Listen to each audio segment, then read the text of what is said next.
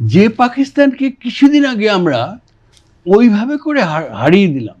আপনি কল্পনা করতে পারেন যে রেসকোর্স ময়দানে এনে যৌথ বাহিনীর কাছে ইনস্ট্রুমেন্ট অফ সারেন্ডার স্বাক্ষর করলো তারা।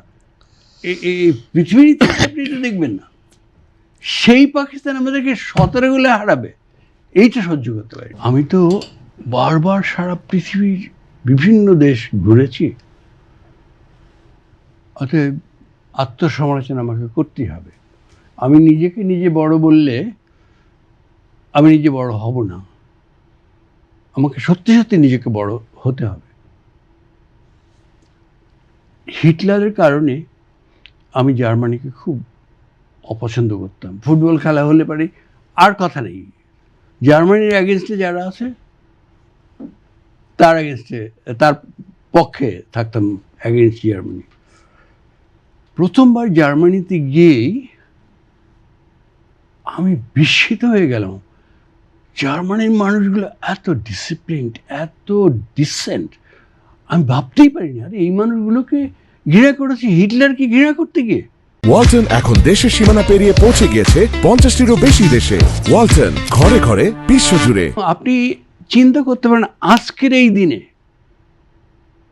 এখনো বার্লিনের রাস্তায় এক বস্তা ডলার অথবা এক বস্তা পাউন্ড কিংবা এক বস্তা সোনা নিয়ে কাঁধে নিয়ে আপনি যদি হাঁটেন, অথবা ফ্রাঙ্কফুর্টের রাস্তায় হাঁটেন, কেউ আপনি জিজ্ঞেস করবেন, আপনি ছেলে হন অথবা মেয়েই হন, নির্ভয়ে আপনি এক বস্তা সোনা নিয়ে চলে যেতে পারবেন।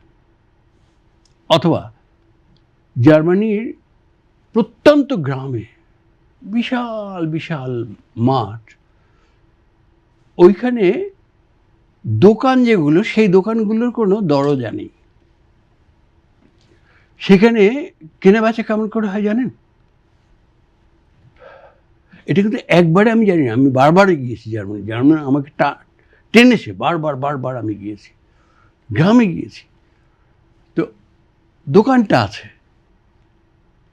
শেষ রাতের দিকে অথবা গভীর রাতে, ওই দোকানের যে মালিক উনি বিভিন্ন জিনিস সাজিয়ে রেখে যান এবং তার গায়ে লেখা থাকে কোনটার কী দাম।